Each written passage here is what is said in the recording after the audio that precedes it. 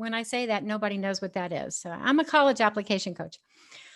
Um, and I'm going to share with you guys a little bit about my backstory because it's kind of unusual. I'm also a musician, and I come from a family of musicians. I have been a musician since I was 4. I started playing piano when I was 4. And, I lived in Europe for a while, went to the Royal Academy of Music and studied classical piano there, and have been in the music business really my whole life. And became a college application coach sort of by accident about 15 years ago. So I have 2 grown sons. In fact, my older son's getting married in a few days. I can hardly believe it. He's 32. But when my older son was a sophomore in high school, um, I asked him, honey, how does this college application thing work? Because I literally no idea. The way that I went to college was almost by accident. It was pre-computers, and my parents were going through a divorce, and it was a very chaotic time in my life. And we lived in Denver at the time, and I decided that I did want to go to college. Hadn't applied, hadn't really taken any steps towards that.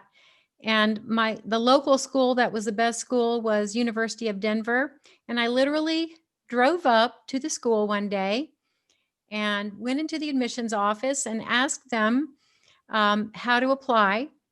And they said, what do you want to major in? And I said, music, I guess. So random. And they sent me to the music school that day on piano and voice. And a few days later, I got a letter in the mail that said that I was accepted into University of Denver, and they had given me a full ride scholarship. So that's how I went to college. So incredibly random.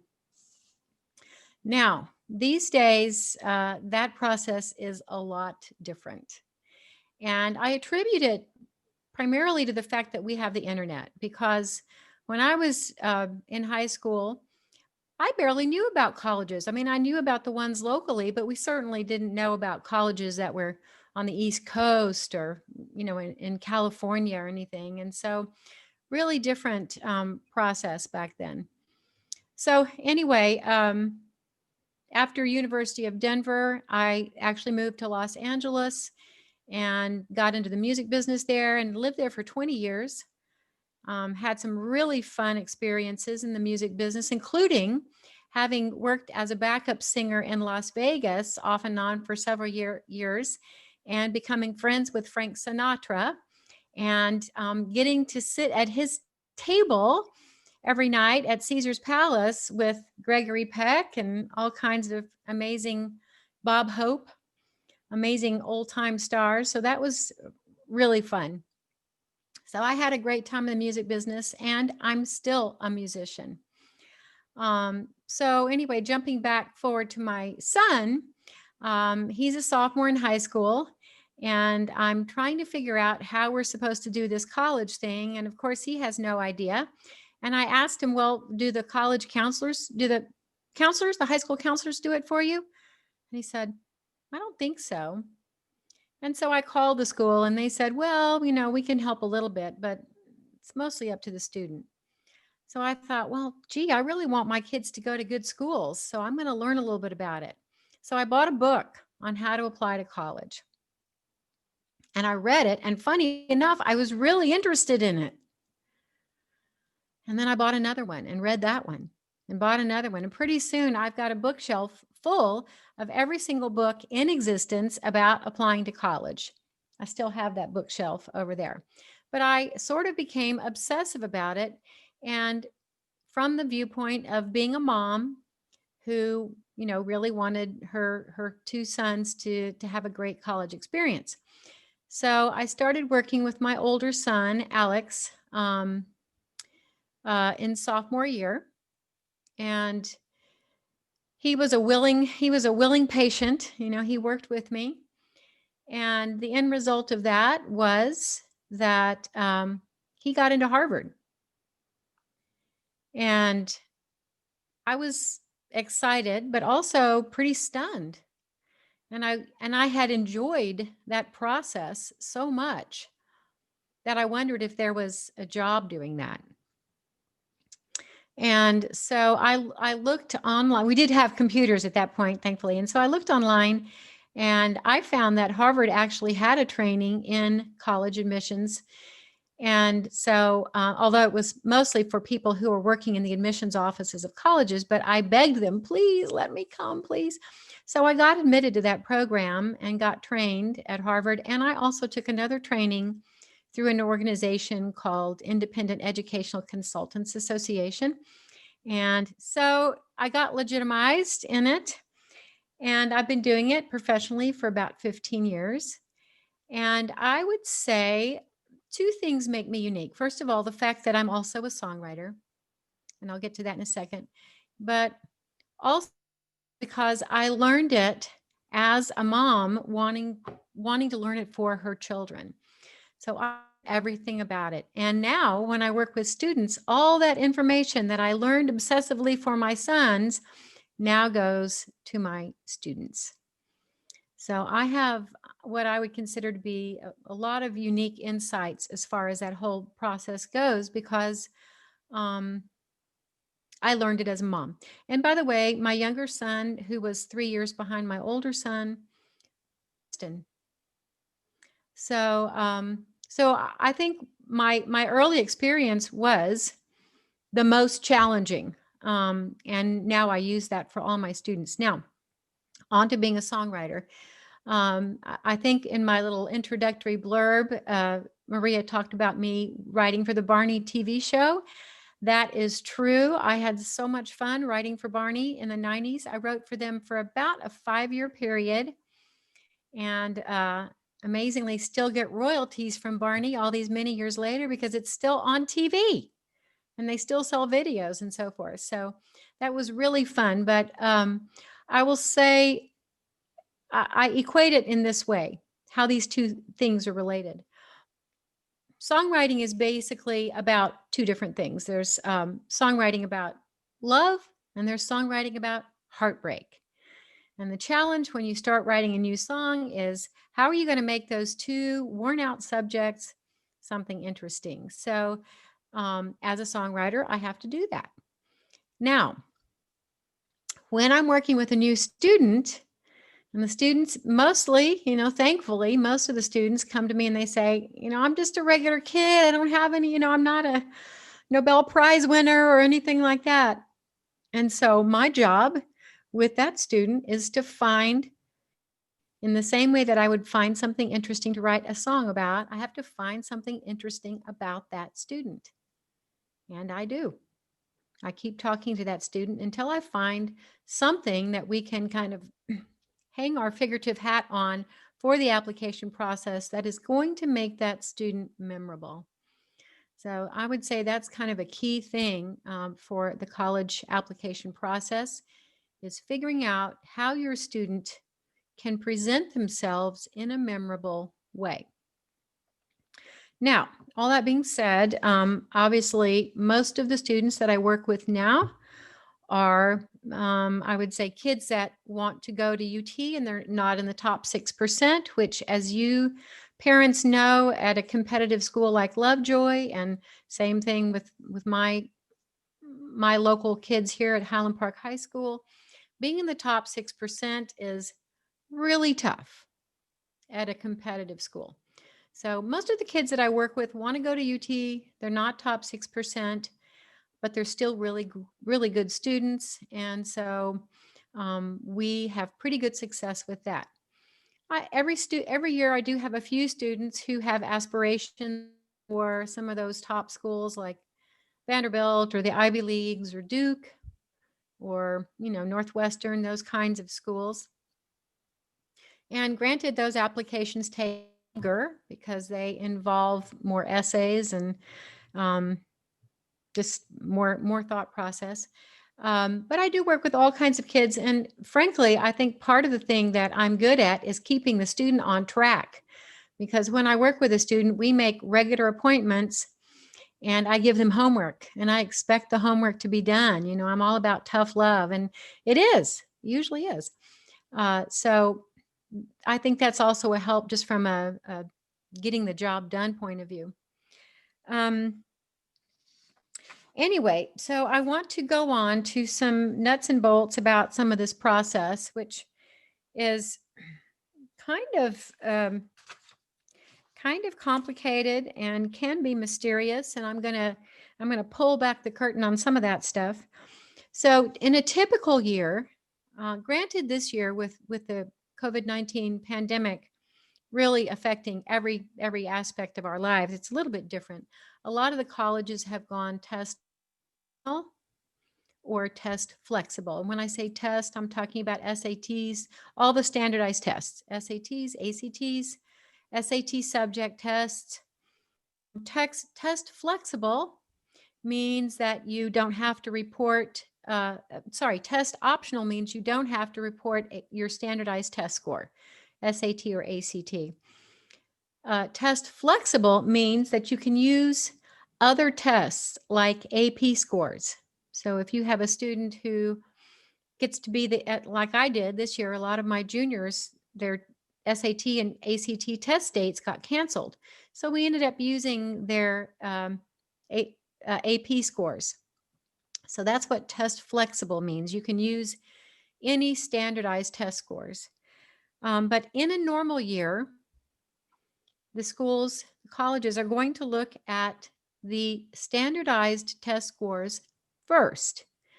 And that is because every school has a range of test scores in which most of their students fall. And the important one to me to look at first is the low end. So let's say, for example, and I'm just kind of pulling the numbers out of my head, but let's just say we're looking at Baylor University and their ACT score range might be 25 to 29. I don't know if that's the case, but let's just use it as an example, 25 to 29. So what that means is that 75% of their students fall in that range. So if your student has a 24 and he or she wants to apply to Baylor, that's going to be a reach school. And frankly, to me, that's not really recommended. To me, a really good reach school is if the score range is 25 to 29 and you're a 25 or a 26. So you're already in their range. But the reason that the standard scores are important and are the first thing that the schools look at is because they have to determine if the student is academically appropriate for the school. And so if they fall below their score range, they're very likely not even going to look at that student because they've got other students who have the same qualifications, same GPA, same major of interest, who are in their score range. So that's kind of the first qualifier is make sure that your student, wherever he or she applies, is within that score range. Now, on the other end of that, let's look at Baylor again. My made up example, because I don't know what the Baylor numbers are, but let's say, again, their score range is 25 to 29. Let's say your student has a 30. In my opinion, Baylor is not going to be a good choice for that student because they've already tested better than 75% of the kids in that school. Now, what does happen in that case is they probably get a nice scholarship. But is that the best use of their 4 years of school time and the best use of your typically pretty expensive college money spent? So that one occurs less frequently, but the one on the lower end is one that I always look at for my students. And usually my students end up applying to anywhere from 5 to 8 schools, I would say would be the average. So the standardized test scores is the first thing that the schools look at. The next thing that the schools are going to look at, and this still is the case now, even with the crazy testing environment, is the GPA.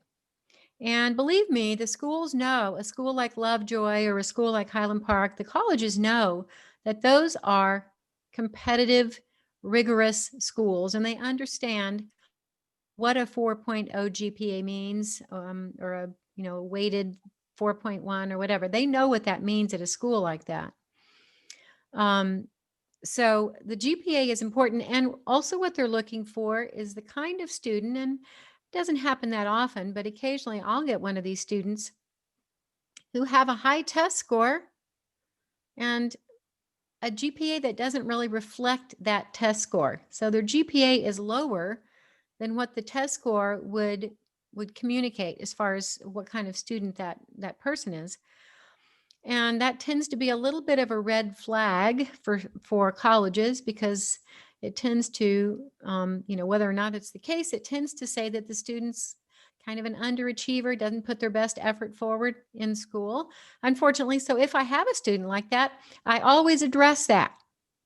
I always address that in some way at the school for the application process, why the GPA is lower than what their test score reflects.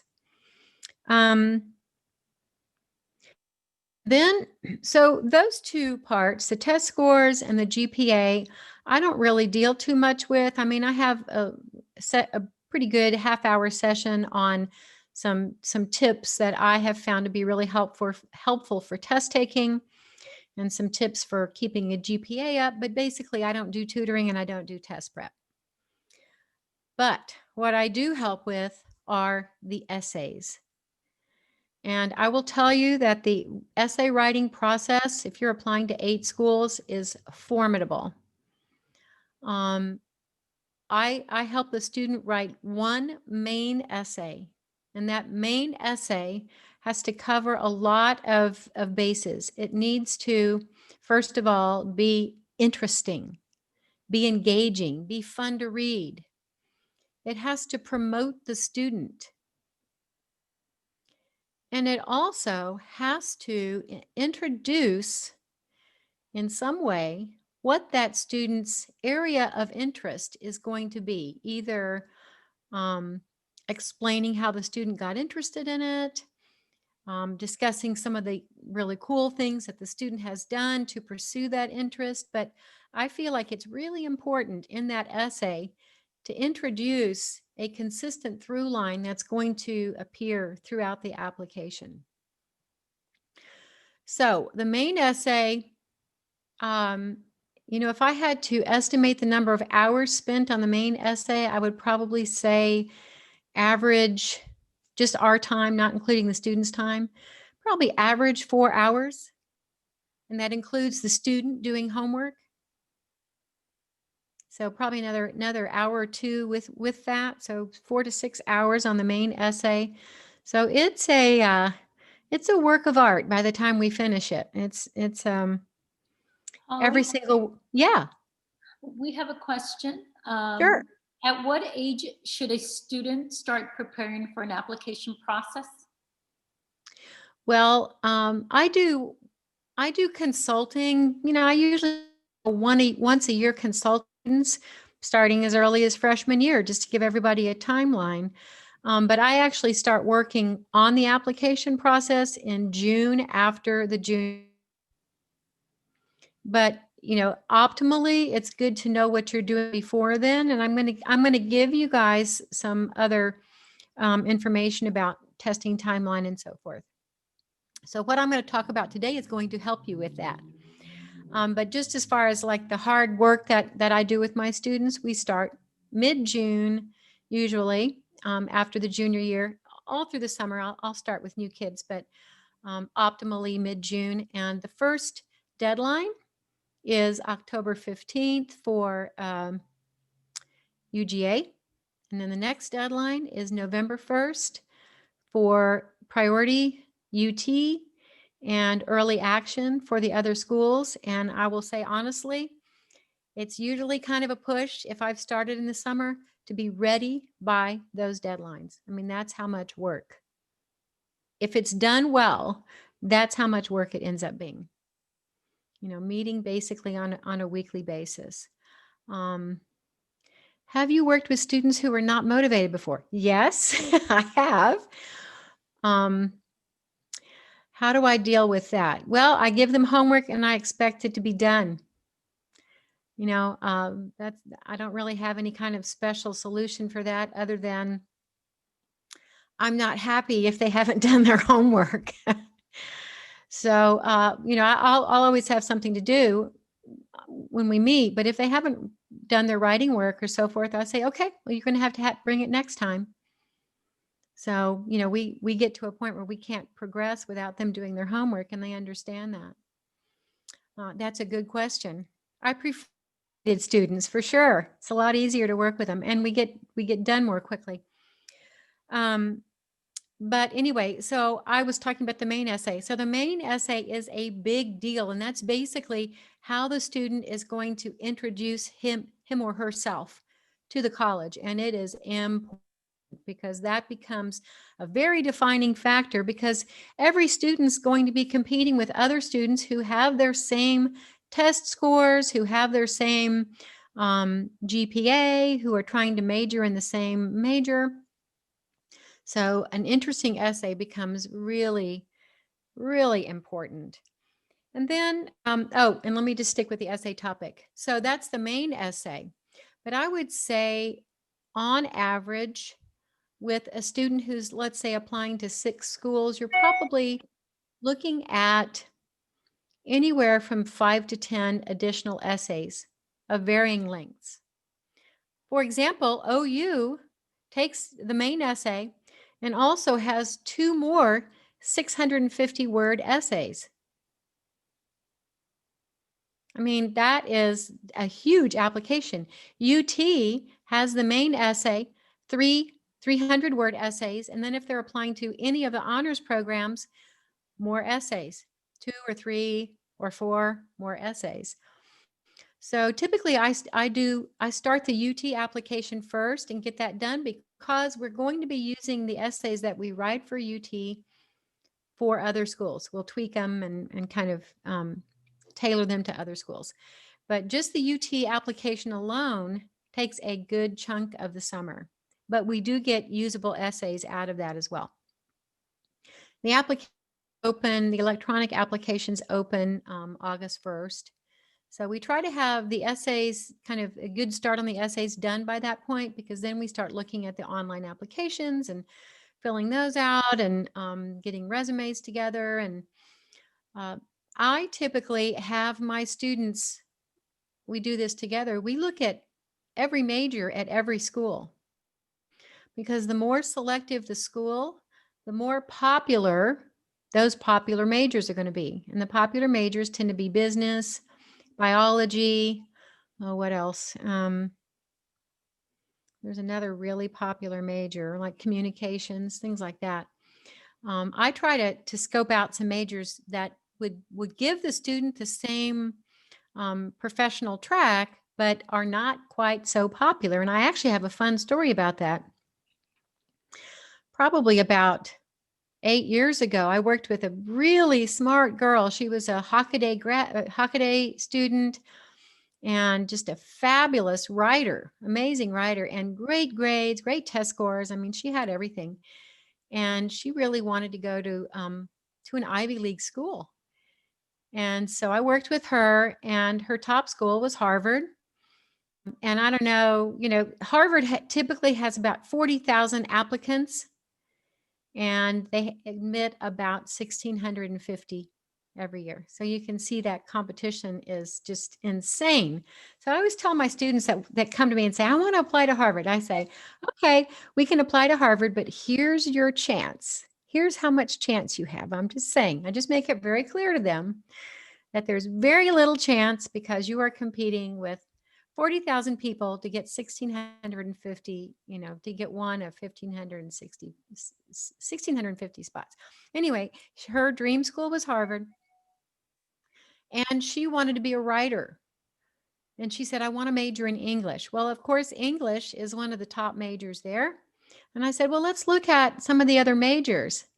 Well, Harvard has this really crazy major called folklore and mythology. And, as a parent, I look at that and say, no, you are not majoring in folklore and mythology, right? There's no way. But we got to looking at it, and basically you read classics, you wrote, And that's what the major was. So how is that any different from English? Now, there's this really amazing thing that Harvard does. Harvard lets you know how many people are in each major.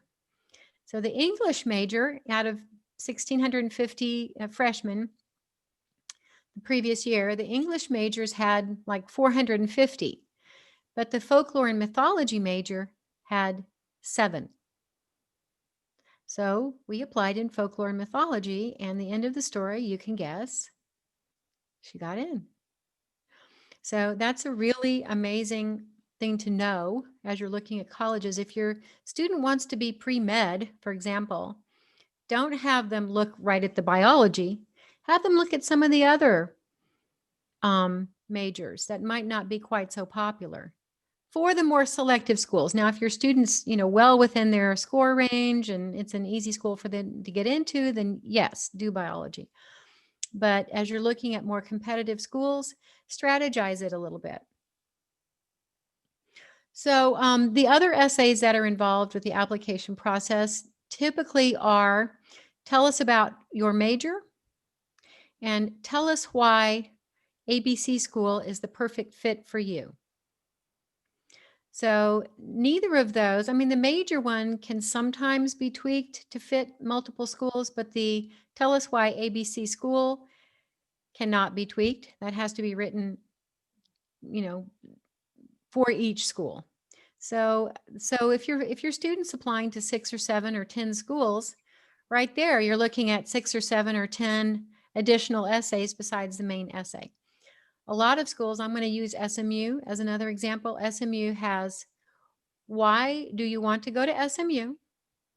And then it also has, I think it's a diversity essay. How do you see yourself fitting into our diverse community, and what kind of diversity experience have you had? I believe that's the SMU, but if it's not SMU, it's a very common question, the diversity essay. OU has it. OU has a very diverse community. How do you see yourself contributing? 650 words. So there are a lot of essays involved with the application process. And to me, I really think that the student should, in the application process, one of the things that makes the student stand out is if it's a 650 word essay, they have at least 600 words, not 250, right? Because 250 words for a 650 word maximum essay does not show anything extraordinary, right? So, I mean, there are lots of moving parts to the whole essay component, but very, very important. And then the fourth thing that the schools are going to be looking for is a category I call everything else. And everything else is the stew pot for teacher letters of recommendation. If your student is a musician, maybe a recording, a video of your student performing. I work with a lot of kids at the WT or Booker T. Washington Arts Magnet High School. A lot of them are musicians and artists. And so we try to figure out some way to do the portfolio, create a URL for their work. Personal interview skills, and I have an incredible secret weapon for that. And I want to talk a little bit about the teacher rec letters. One of the things I tell my students, especially if I have a student who tells me, oh, I'm really shy, I always ask them this question, well, what benefit do you get from being shy? And they always look at me with kind of a stunned expression. I guess probably because they've never thought about it before.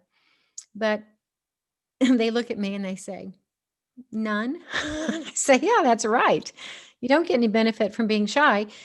And I would say, certainly as an adult, it's a detriment to be shy.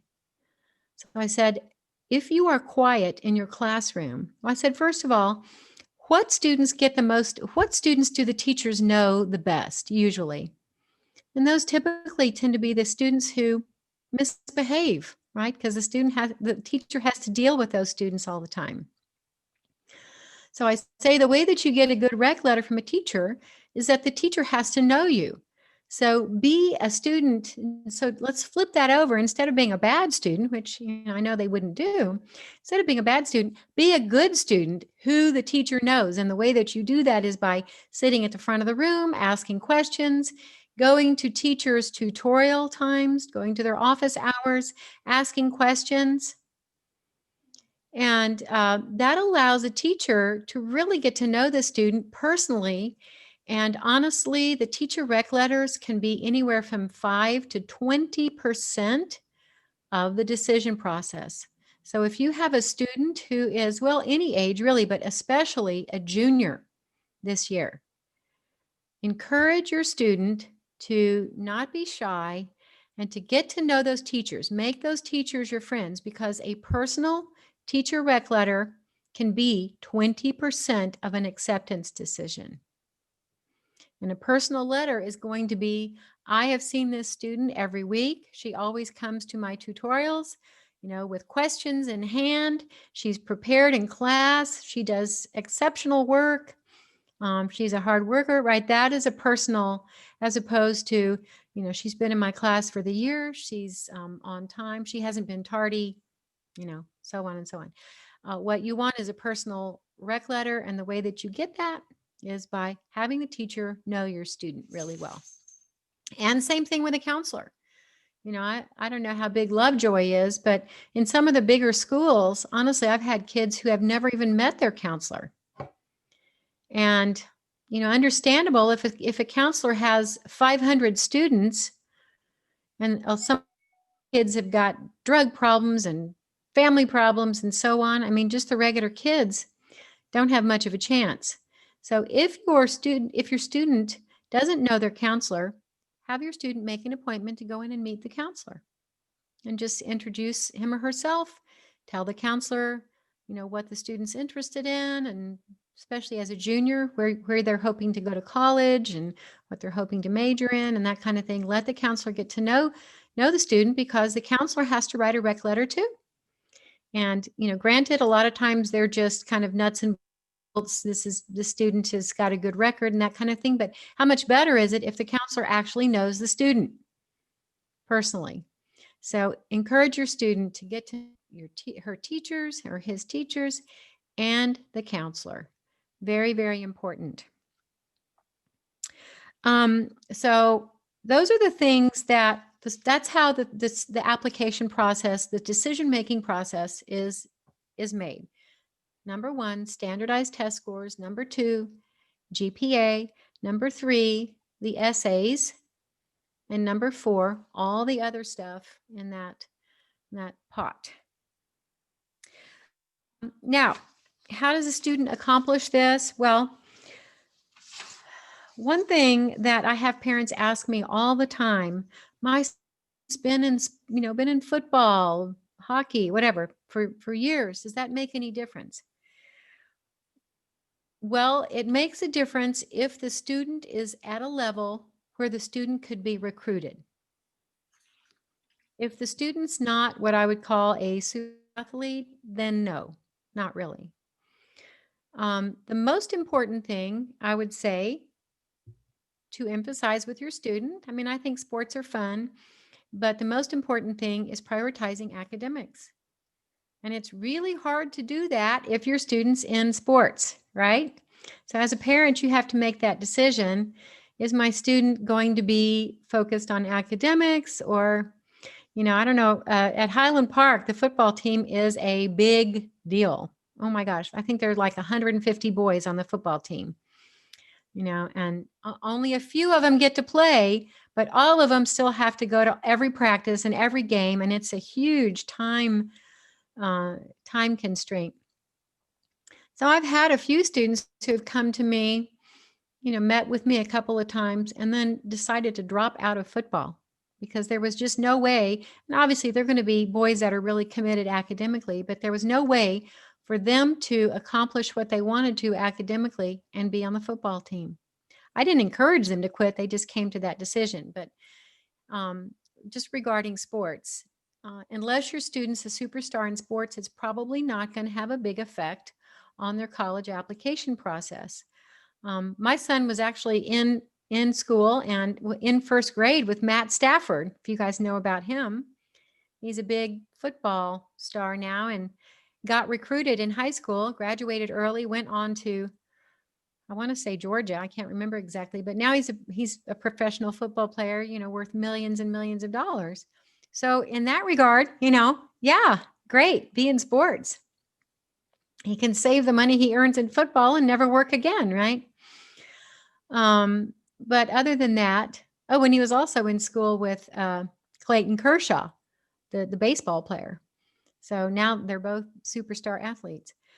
But the sports thing is kind of tough because it's a balancing act and it definitely detracts from academics. So I think as a parent, you just have to kind of weigh that, how much does your student love sports and how much benefit, how much time is it? How much benefit does the student get? Does the student enjoy it? Does the student love it or just kind of like it?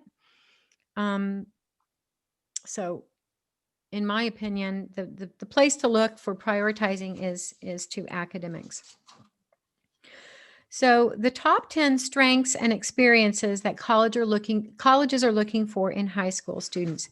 They're looking for kids who've taken a few AP classes, who've challenged themselves a little bit, or IB.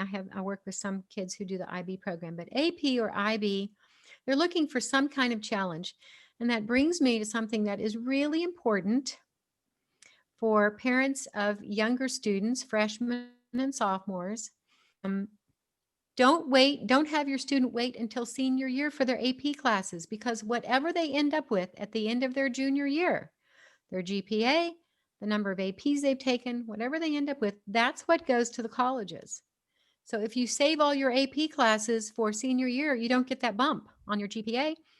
It really has no effect on the application process. So if your student's going to take AP classes, have them load up junior year and then save the classes like, business and what else would be one of the, art, fulfilling their art requirement, fulfilling their PE requirement if they're not in sports. Save those for senior year because senioritis is a real thing. And they get tired, by the end of, especially if they've done the junior year right, they're tired senior year. So save the classes that don't bump their GPA at all for senior year. Unless your student is an artist. And then do art all the way through, right? Because that's one of those other things that can go into that pot of everything else. So rigorous curriculum, grades that at least exhibit an upward trend, if not a good, solid, high GPA. We also look at test scores in a normal year. This year is a crazy year. They're looking for students who have a passionate involvement, a couple of things. And that could be a club at school. It could be student council. It could be debate. It could be music. They really love it when a student has kind of gone deep into one or two things, not skidded along the surface of a whole bunch of things. So if your student has something that they really love, encourage it, get them lessons, let them do it in the summer, encourage that love. I said letters of recommendation already, well-written essay, special talents that are going to contribute to an interesting and well-rounded student body. And boy, I've had, over the 15 years I've been doing this, I've had everything from kids who liked slam poetry. I had one boy years ago who learned how to play the native Australian Aborigine instrument, the didgeridoo. He taught himself that. I mean, go figure, right? Just everything you can think of. But if your student has a really kind of obtuse interest, that's actually fun and interesting for the colleges because they're going to bring that interest to the school. I work with a lot of students who are of Indian ancestry, and they love the Indian, I think it's called Bhangra dancing. And a lot of the schools now have Bhangra teams on campus, which is really, really neat. So if your student has a strong interest in something, help your student pursue that. And also leadership becomes important, and that really doesn't even become a factor until they're an upperclassman, junior and senior year. But if they're in a club, if they're in student council, if they're in YMSL or NCL, encourage them to take leadership positions, and then not only to hold, to be a chairwoman in that position, but to actually do something. Bring in a project, um, bring in more membership, do something in that position, because that is something that will be written about in college application essays, leadership essay. That's one of the UT essays that we use over and over again. Tell us about your leadership experiences.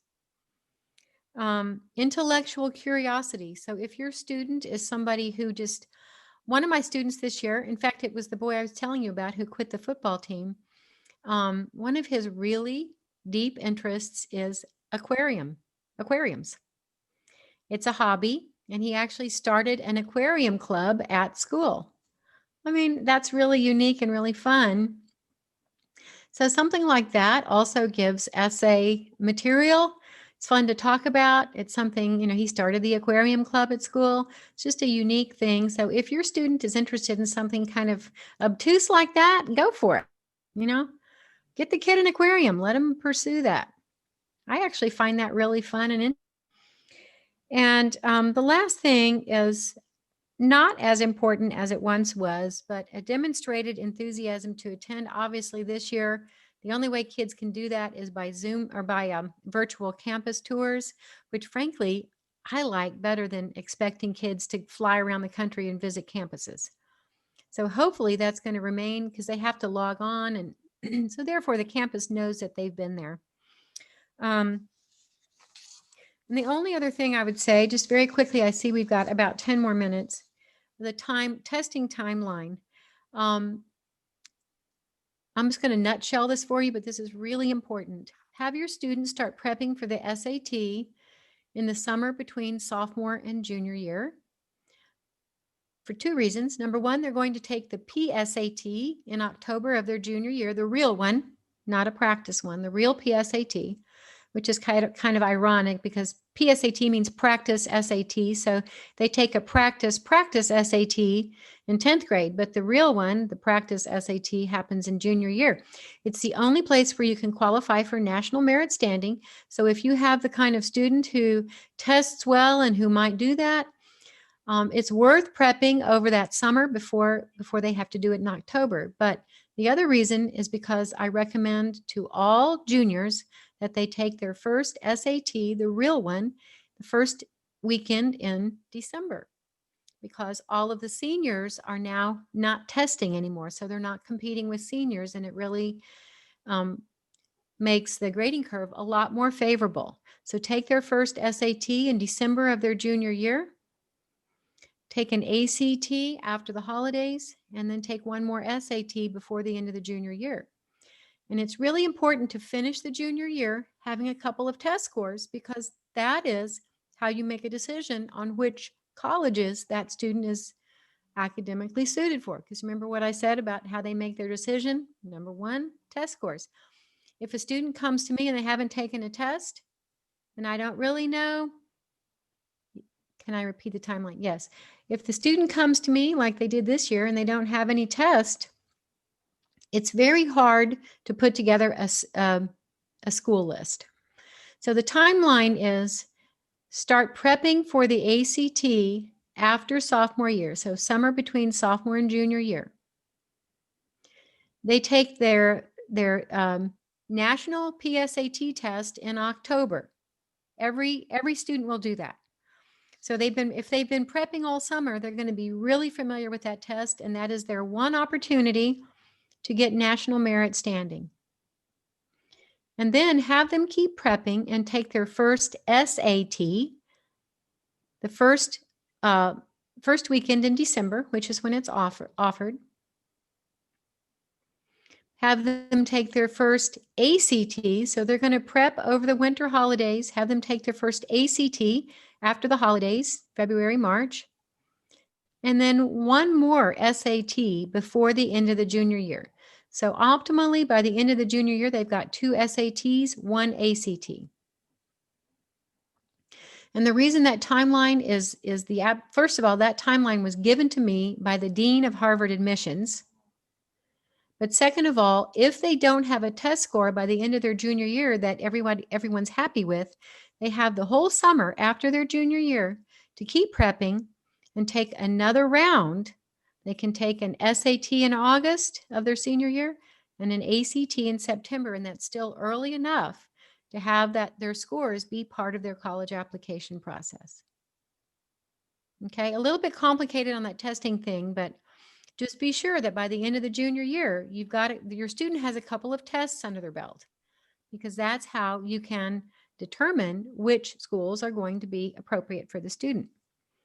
All right. And the last thing I'm going to say really quickly is the summertime is really when your student has time to do some resume builders. And resume builders might be an internship that you help them get, and that's probably going to be between junior and senior year. If they're interested in law, see if you can find them an internship at a law firm, unpaid probably. They can also do shadowing. For example, I have a student this year who wants to go pre-med, and she got a chance to shadow at a vein, like a vein clinic or something. So between the junior and senior years, a great opportunity to get to do an internship, do shadowing. You can have them do a pre-college program at a really neat school. Like if your students qualified for Duke TIP, have them go do a TIP program at Duke University. There are lots of really great pre-college programs at different universities around the country. And one little tip I would say is if they're going to do a pre-college program, have them do it at a school that you would love for them to go to. Right? Because they're going to come home and say, "Oh, Mom, I loved that school. I want to go there." So preempt that by having it be a school that you would be fine with them going to. So other things they can do in the summer, if your student's a big reader, make sure that they have a reading list of the books they've read outside of required reading. They can take a language course. They can take an online course. I have 2 websites I would love for you guys to explore. Coursera.org. They have tons of amazing programs. Oh, they terminated Duke TIP? Really? I didn't know that. And they have tons of online courses that in everything you can imagine, and also edX. And a lot of the courses are free. And they can take a class in whatever they want: poetry, microbiology, history, pandemics. So that's one thing I've recommended for the kids that I worked with this year because they couldn't go anywhere. Do some online courses. So Coursera.org and edX.org, both fantastic resume builders. All right. So I think I went through it kind of quickly, but those are basically my big tips for parents of high school kids. The earlier you start thinking about it, the better. For parents that are of kids in their junior year, they've already taken their PSAT. See if you can get that December SAT scheduled, and encourage your student to start prepping for it if they haven't already. For parents of sophomores, remember to have them prep next year, but also remember about the AP timeline. So don't create a schedule for them where their APs all happen in their senior year. Have most of them happen in their junior year if possible. If junior year is done right, it's a challenging year. But that means that by the end of their junior year, they're going to have a nice picture to present to the colleges. Okay, are there any more questions? Holly, I think there was a question. Do you see any differences with this year's juniors, since seniors may still be taking SAT and ACT into December, January for scholarships, since so many had tests canceled? A few. Yeah. I mean, I've encouraged all of my students to take the tests, because even with this test optional or test flexible thing, if they have a good test score, it automatically kicks them up to the next tier of consideration. So I still think the timeline that I shared with you guys is the best one. They should really, they shouldn't be waiting until now as a senior to be taking tests. Hopefully, if it's done right. But yes, I have had a couple of kids who just never got a test date because it got canceled. So good question. Any more questions from anybody? When should you have test scores sent to schools? That is part of the application process. Good question. So there, like I said earlier, there are a couple of deadlines. There is an October 15th deadline for UGA, and then a November 1 deadline priority for UT, and early deadline for the other schools. And they should be sent out, so that they arrive before November 1st, if possible. They may give you a little bit of leeway on that, but to me, having everything in on time is the best way to go. Any more questions?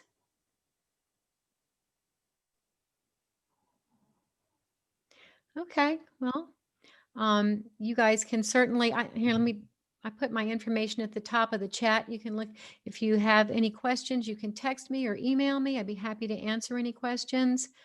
I know it's a lot of information, so hopefully you guys were able to write quickly, but it's important information. And I'll tell you, just knowing this, what I shared with you today is going to give all of you parents, well, hopefully feeling like it's a little more clarity for one thing, but a little bit of a guideline on how the whole process works. Oh, and just one more thing I was going to mention. The regular deadline for schools tends to be, USC is December 1, but most schools are January 1, January 2, somewhere around there. So that's it. October 15th is the first, November 1, December 1. Oh, and that's UT's regular deadline too. And then January. So that's kind of how that the whole deadline thing runs. So the testing scores need to be gotten ahead of time, I think, to have them really be impactful. All right. Thank you guys all so much. Thank you, Maria, for inviting me. And thank you all for listening and taking notes and giving me the opportunity to chat with you. I really enjoyed it, and I hope to hear from you.